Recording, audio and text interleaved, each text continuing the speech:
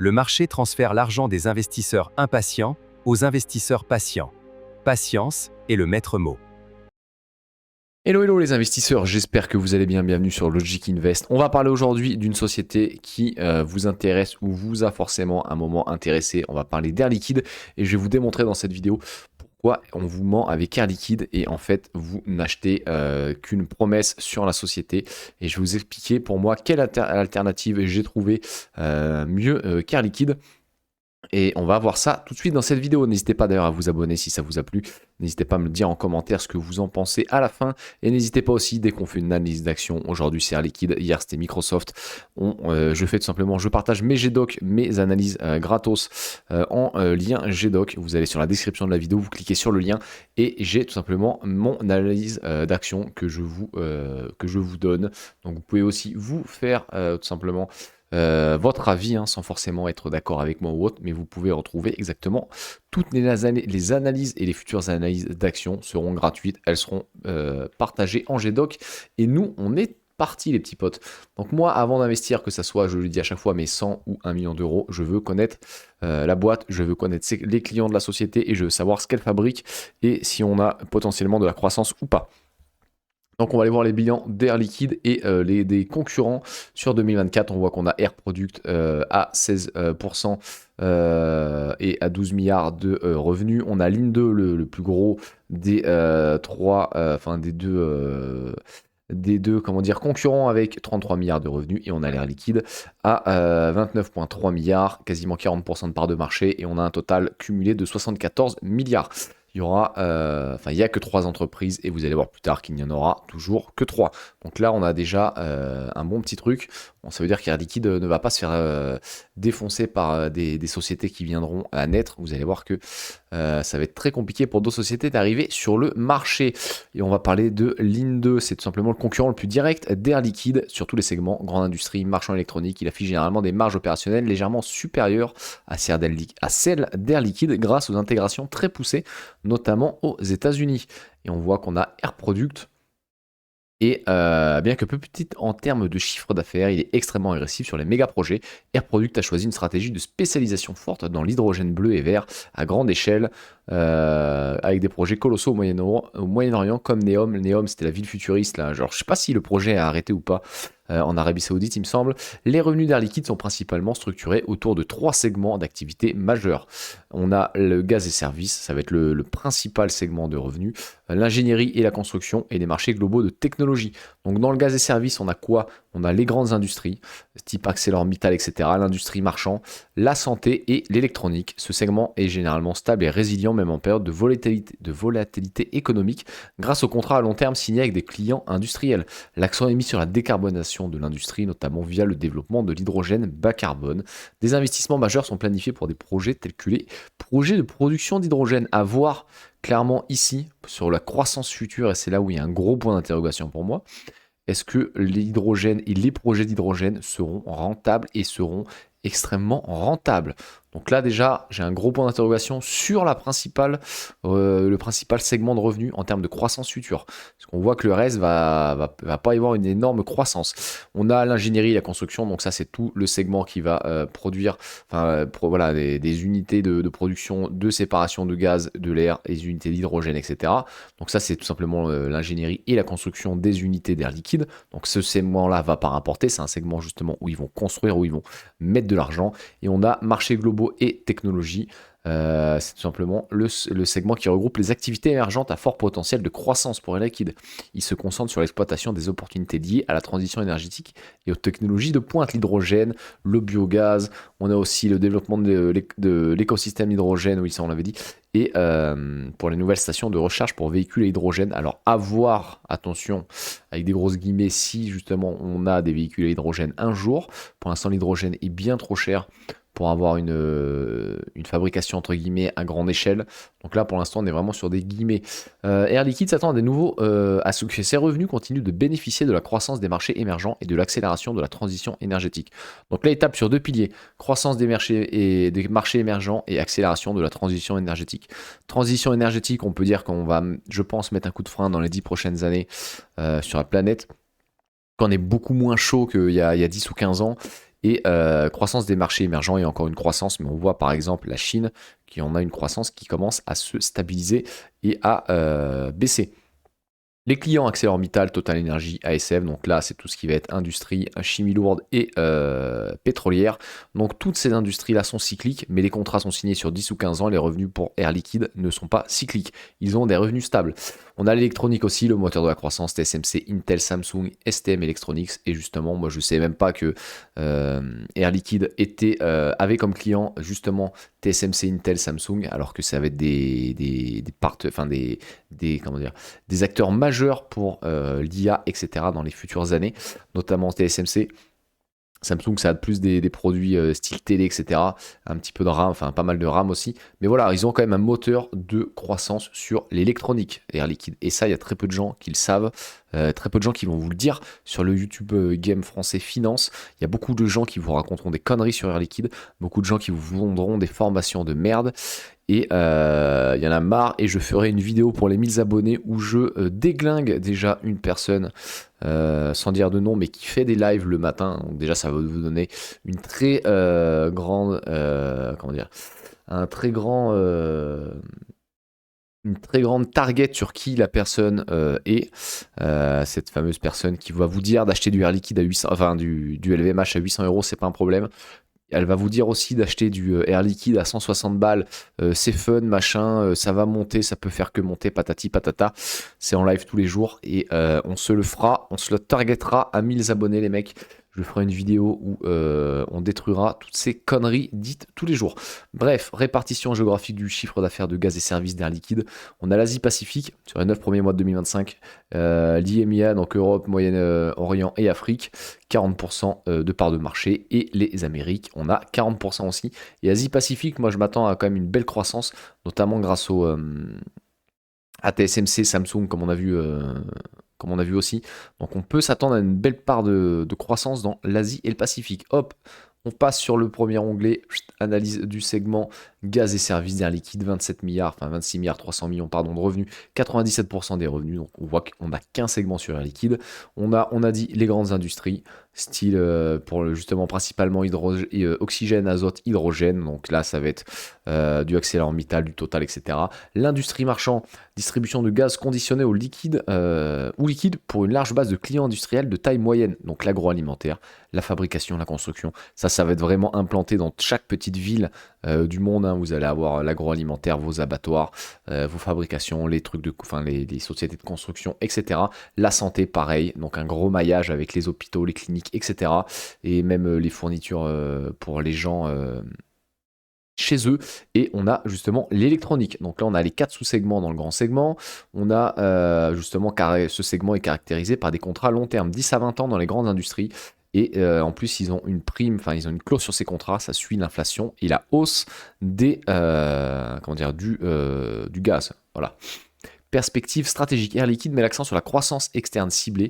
Donc là, on a déjà un premier petit couac pour moi. La croissance externe ciblée, l'acquisition de petites et moyennes entreprises pour densifier ces réseaux, notamment sur le marchand et la santé. Donc là, ça veut dire quoi? Ça veut dire qu'ils vont devoir acheter leur croissance. Donc acheter leur croissance, ça veut dire quoi? Ça veut dire augmenter leur CAPEX. À voir si c'est tenable quand on ira sur l'onglet quantitatif. Donc là, on a la croissance, industrie marchand, très belle croissance, plus quasiment 3%. Santé, 4,5%, magnifique.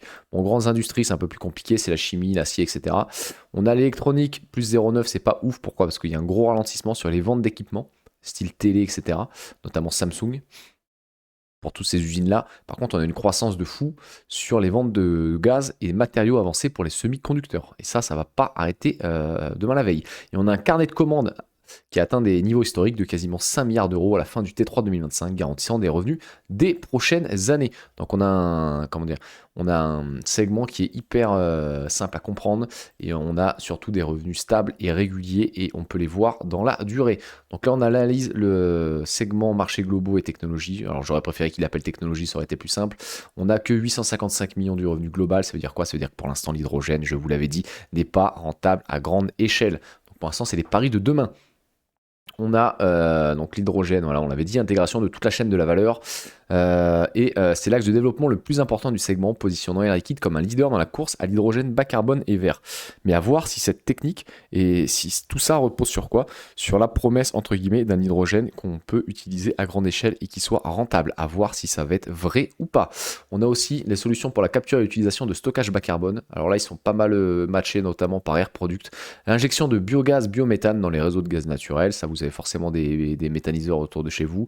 Et ça répond à la demande croissante des clients industriels pour réduire leur empreinte carbone. Ce qui va se passer, c'est que Air Liquide va, par exemple, mettre des biogaz ou autre, va créer des biogaz. Certaines entreprises, au lieu de payer des taxes carbone, etc., vont donner de l'argent pour, entre guillemets, s'acheter de la pollution. Et ça va être le rôle justement de tous ces méthaniseurs, etc.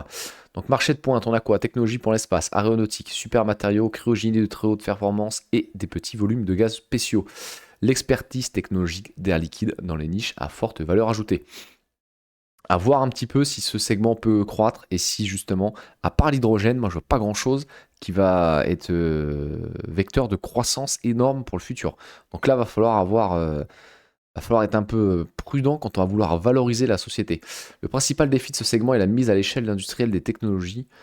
Le succès d'Air Liquide dans la transition énergétique dépendra de sa capacité à transformer les projets pilotes d'hydrogène et de biogaz en activités générant des revenus stables et significatifs. Donc ça veut dire quoi? Ça veut dire que si Air Liquide doit pivoter un peu ses revenus, ça va partir dans le biogaz et dans l'hydrogène. Et pour l'instant, quid de tout ça? Moi, je ne sais pas quoi vous répondre. Je n'ai pas vraiment de vision là-dessus. Donc il va falloir être encore très conservateur pour nos valorisations. Et bon, bah après, il y a plusieurs risques. Hein, volatilité, pardon, j'avais jamais y arrivé. Volatilité, voilà, je vais y arriver. Des prix et concurrence accrue dans la technologie de décarbonisation. Ce n'est pas les seuls. On a une accélération des politiques climatiques mondiales. Ouais, enfin, ça, c'était un petit peu avant. Mais attention, à voir dans le futur. En faveur de l'hydrogène et du CCUS permettant de lancer des projets d'investissement majeurs. Ça, je serais quand même curieux de voir sur les prochains résultats d'Air Liquide un petit peu. Donc j'ai fait un petit onglet notes pour toutes les sociétés. Maintenant, je ferai une note sur 5 dans plusieurs critères. Et je les mettrai à jour aussi pour les sociétés à dividendes. Et la prochaine société qu'on va analyser sur la chaîne, ça sera la meilleure société, clairement, du moment. Si vous voulez choper une société pour une stratégie dividende, je vous la propose ce week-end. Et vous allez voir qu'elle est magnifique et elle est peu chère. Donc en termes de switching cost, on a du 5 sur 5, un grand oui. Des contrats long terme ne peuvent pas être rompus. Tout simplement, ils prendraient des pénalités énormes, donc ils ont un switching cost de 5 sur 5. Est-ce qu'ils peuvent augmenter leur prix? Le pricing power, donc moi j'ai mis 3 sur 5. Fort pouvoir sur les prix assurés par la clause d'indexation, énergie et de l'inflation, voilà. Sur les contrats existants, malgré, et j'ai bien mis un malgré, la concurrence des nouveaux clients. Pourquoi? Si vous avez un contrat qui vient à échéance, que vous avez tapé très fort sur la tête de votre client, que vous lui avez mis d'énormes augmentations de prix, c'est ça le pricing power, bah, qu'est-ce qu'il va faire? Le client va se barrer chez Air Product ou Ligne 2. Donc en fait, vous pouvez augmenter les prix, mais vous ne pouvez pas les assommer complètement. Il faut quand même être un minimum intelligent. Donc ils ont un pricing power, mais voilà, bon, j'ai mis 3 sur 5, c'était peut-être 2 sur 5, mais bref. Avantage de coût. Pour moi, j'ai mis 5 sur 5, j'aurais peut-être dû réduire la note. Ça, pour moi, pourquoi s'il y a un avantage de coût? Ça va dépendre des clients. Le coût marginal dérisoire pour les nouveaux clients grâce au réseau existant et à une optimisation de la chaîne de valeur par la revente des surplus. On a par exemple une société qui s'installe à côté d'une production d'air liquide.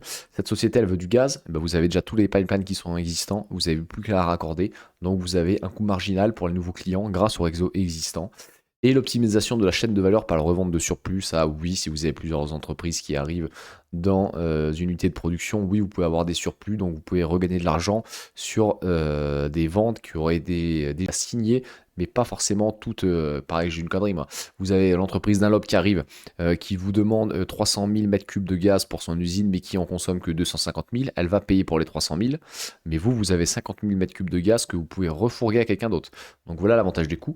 On a la méga barrière à l'entrée, bah, elle est tout simplement majeure, hein, due à la densité des réseaux dans les zones industrielles, partageant les coûts fixes et augmentant la fiabilité. Et surtout, les amis, une fois que vous avez ces 3 producteurs qui sont sur les segments, ça va être très compliqué pour une société d'arriver. Il va falloir avoir des investissements massifs. Tous les pipelines, ils sont tout simplement créés. Vous avez déjà les contrats qui sont signés. Donc la nouvelle boîte, même si elle arrive, bah, elle va chercher quoi comme client? il y aura juste des nouveaux clients, elle va se battre avec des sociétés déjà existantes, avec des sociétés qui ont le savoir-faire. Donc pour moi, la barrière à l'entrée, elle est de 5 sur 5. Et l'effet de réseau, normalement de base, je voulais mettre non, mais il y a un petit effet de réseau, en tout cas sur le logistique, il est quand même, bon, il est quand même important. Pourquoi? Parce que vous avez une optimisation des tournées de livraison sur les camions pleins, les trajets courts, etc. Notamment pour tout ce qui va être agroalimentaire. Ça va vraiment être un maillage dans les villes. Donc ça va être un bon effet de réseau grâce à la densité géographique des clients, réduisant les coûts logistiques, notamment en Asie où il y a énormément de monde et énormément de croissance à aller chercher. Maintenant on va passer, hop, non, je ne vais pas faire ça. On va passer au volet, un des volets les plus importants, on va passer au volet quantitatif, les amis. Et c'est là qu'il va falloir être prudent parce que vous voyez qu'on a un revenu en augmentation en CAGR de 5% depuis le départ. Et si je tape depuis 2020, il est de 7. Donc on a vu qu'on a vu une belle hausse. Et après, les revenus ont pas mal drastiquement, même j'ai envie de dire, baissé. Pourquoi? Et même si on va chercher au-delà à 2018, on n'est qu'à 4%. Parce qu'en fait, il y a aussi une part des revenus qui sont tout simplement indexés sur la hausse ou la baisse du dollar par rapport à l'euro. C'est une société qui vend ses produits en dollars et qui fait son chiffre d'affaires en euros. Donc si vous avez un dollar fort et un dollar qui baisse, la société va gagner plus d'argent. Par contre, si vous avez un euro qui devient de plus en plus fort, la société, entre guillemets, en termes de revenus de base, va perdre de l'argent, même si elle a vendu plus. Et c'est ce qui s'est passé depuis 2022. La société, sans compter le taux de change, croît, mais à cause du taux de change, on a une petite baisse. Et c'est ce qui s'est passé aussi de 2014 à 2021. On a un dollar qui s'est un petit peu affaibli par rapport à l'euro. Donc on a eu des croissances qui ont tendu à monter, même si, admettons, on avait, et on l'a vu avec l'arrivée de Trump, avec le dollar qui a baissé, on a vu une croissance moins forte et surtout une petite croissance en baisse après. On a vu le dollar remonter, donc une croissance un petit peu se calmer. Et là, les 3 dernières années, c'est pas inquiétant, mais on voit qu'en termes de SAGR, c'est pas oufissime. Les bénéfices sont toujours très très intéressants, 7% de croissance. On voit qu'on a une belle croissance linéaire, quasiment un point de linéarité. En termes de free cash flow, c'est très intéressant aussi. 11% de croissance depuis 2015, donc une boîte hyper bien gérée, mais il va aller falloir les free cash flow et on va aller voir pourquoi. En termes de marge, bon, on n'a pas des très grosses marges, mais il faut la comparer à Air Product et Ligne 2. Et ça reste très cohérent par rapport aux deux boîtes. Maintenant, vous avez les retours sur capitaux qui ne sont pas incroyables. Donc maintenant qu'on a vu un petit peu les métriques, toutes ces métriques-là m'intéressent, et notamment les dettes, les actions, dividendes, on en parlera plus tard. Pourquoi je n'irai pas sur cette boîte en termes de value? Je ne peux pas la classer en value, parce qu'on a des retours sur capitaux qui sont nuls. Enfin, ils sont nuls, ils sont que 8%. On n'a qu'une marge nette de 12, moi je veux minimum 15. Et on a surtout, vous allez voir, le ROI qui est éclaté au sol. Et on a pour moi un problème sur la société, c'est le problème des CAPEX sur l'operating cash flow. Donc on a une société qui a quasiment 57% de ses operating cash flow qui partent dans les CAPEX, donc dans l'entretien de ces bâtiments, de ces nouvelles usines, etc., de ces lignes de production. Et pourquoi ça va être un problème sur le long terme? Je vais vous expliquer pourquoi. Parce qu'on a aussi un petit dividende. Et vous allez me dire, mais il est de 1,96%. Alors que sur une boîte défensive, on s'attend à avoir un dividende de 2, 3, au moins du 2,5%. Et pourquoi ce dividende, ils ne peuvent pas forcément l'augmenter? Parce que la boîte a une stratégie assez spéciale de faire, ils donnent tous les, on va dire 2 ans, je crois, 2 ou 3 ans, une action gratuite pour 10 actions détenues. Ce qui signifie que les actions en circulation sont en augmentation d'1%, il me semble, depuis le départ. On peut aller se mettre en 3 ans, on le voit bien. Hein. Donc là, on a eu... alors attendez, on va peut-être se mettre en 5 ans, peut-être. Donc là, ils en ont donné une, on voit 2 millions d'augmentation. Là, ils n'ont pas donné d'action. Bim, ils en auront donné une, il me semble, en 2024. 2 millions d'actions en plus. Donc en fait, ce qui se passe, c'est que vu que vous diluez les actionnaires, vous ne pouvez pas forcément augmenter énormément, sachant qu'ils ont fait quand même double. Ils ont fait une perte de 100% sur le dividende en 12 ans. Et ils ont quasiment, enfin, ils ont fait x2 jusqu'en 2024. En 10 ans, ils ont doublé le dividende. Pourquoi? Enfin, ils ont doublé ce qu'ils donnent pour donner leur dividende, pour donner les 1% et quelques de dividendes. Parce qu'en donnant une action gratuite, toutes les 10 actions, ce qui se passe, c'est que vous créez des actions en circulation. Donc sans forcément augmenter en plus le dividende, vous avez, on va le voir ici, un payout ratio de 51%. Et ça va tendre vers, j'aurais bien aimé d'ailleurs le payout ratio, comment dire, C'est vrai que j'ai pas fait la recherche, mais sur les 10 dernières années, pour moi, il ne peut qu'augmenter. Parce que plus vous avez d'actions en circulation, plus mécaniquement, le dividende que vous donnez devient de plus en plus fort. Si vous l'augmentez aussi, ça accroît cette augmentation. Donc tout ça, comment dire, vous investissez pour Air Liquide, et c'est pour ça que je vous dis qu'on vous ment sur Air Liquide. Vous n'investissez pas sur Air Liquide en étant logique et intelligent pour une boîte value. Vous n'investissez pas sur Air Liquide pour une boîte à dividende. Parce que comme on peut le voir, on a un dividende très faible, même si on a une boîte qui est stable, et il y aura très peu de croissance de dividendes. Pourquoi? Parce que vous avez des actions, tout simplement. On vous donne une action toutes les 10. Donc vous investissez sur Air Liquide, et ça, personne ne vous le dit. Mais la stratégie sur Air Liquide, c'est d'acheter 10 actions, de vous mettre en nominatif et d'attendre l'action gratos. C'est la seule stratégie viable sur la société. Parce qu'on va voir qu'on n'a pas comment dire, des perspectives de croissance dingues. Donc qu'est-ce qui va se passer? On va pas avoir un cours de bourse. Déjà que la société est très chère. On a un cours de bourse qui stagne depuis 2024, même qui est quasiment sur un plateau. Allez, là l'action est pas mal remontée. On est sur un plus 5 aujourd'hui. Sinon, on était redescendu sur des 159 euros. Hein. Vous voyez qu'en 2023, on était sur du 147. Et même si je reviens en avant, voilà, vous aviez gagné 28 euros depuis 2023, le 8 mai, quasiment plus de 3 ans après. Plus de 3 ans après, vous aviez 18 euros, 28 euros de plus sur l'action. Air Liquide, pourquoi? Encore une fois, parce que les gens, tout simplement, quand vous faites de la dilution, ça tend mécaniquement le prix de l'action vers la baisse. Donc en fait, la stratégie d'Air Liquide, c'est quoi? Vous achetez vos 10 actions, vous passez en nominatif, point barre. Et pourquoi pour moi c'est compliqué dans le futur et je n'investirai pas en termes... je ne prendrai pas Air Liquide sur le terme d'une boîte défensive, parce que ça ne peut exister que si vous avez une croissance des free cash flow en augmentation. Pourquoi? Encore une fois, je vous le répète, action en circulation égale énormément de payés ou de ratio en plus. Donc votre dividende, soit vous l'augmentez mécaniquement et vous dites aux gens, bon bah allez, cette fois on passe à 2%, ce qu'ils font tous les ans, ils essaient de l'augmenter un petit peu. Mais du coup, vos actions en circulation vous plombent, plus les actions en circulation que vous allez mettre dans le futur font augmenter ce payé ou de ratio. On voit qu'on a énormément de dépenses en CAPEX, donc on n'a pas 150 millions de fenêtres de tir. On voit qu'on a très peu de retours sur investissement, sur capitaux. Donc qu'est-ce que ça veut dire? Ça veut dire que la boîte, si elle veut continuer, il faut que sa croissance augmente, parce que c'est pas écrit dans le marbre, et notamment comment dire, et notamment des EPS, les amis. Si vous n'avez pas les free cash flow et les EPS qui vont augmenter, ça va être très très très compliqué à tenir pour la boîte. Et on va aller voir, hein, les free cash flow. Les operating free cash flow, ils sont en augmentation. Sur les 10 ans, ouais, ils sont quand même gentils en donnant 7, mais sur un an seulement de 5, et sur 5 ans de 5,9 par an. À voir un petit peu si c'est tenable dans le futur. Mais moi, j'ai pas envie de mettre des billes dans une boîte en jouant la carte défensive, en me disant, bah, s'ils n'arrivent pas à choper de la croissance, si l'hydrogène ne marche pas, si les autres, les deux principaux concurrents arrivent à être un petit peu plus agressifs qu'eux, etc., etc. Est-ce que je vais avoir mon action gratos et c'est ça qui me donnera la réelle, comment ça s'appelle, la réelle plus-value de la boîte? Parce qu'en termes de valorisation, clairement, vous allez voir que c'est très compliqué de choper du air liquide à bon prix. Pourquoi? Parce que mécaniquement, personne n'a envie de vendre ses actions. Vous avez une action gratos. La stratégie, c'est de garder ces actions Air Liquide et ne pas les vendre. Donc pour moi, ça ne fait pas vraiment de sens. Je pourrais me dire, ouais, j'attends peut-être un petit coup de 2020, voilà. J'essaie de payer 30 euros de moins sur l'action. Mais au final, vous avez très très peu de fenêtres de tir. Vous avez des prix justes qui sont souvent bien bien moins hauts que Air Liquide. Et vous avez très peu de fenêtres d'entrée. Donc en fait, vous achetez une boîte défensive en priant qu'elle ait de la croissance pour pouvoir continuer son action gratos. Et vous savez très bien que le dividende ne sera pas énormément augmenté. Vous aurez allez, du 2, du 2,1, du 2,2, du 2,3 sur les années à venir.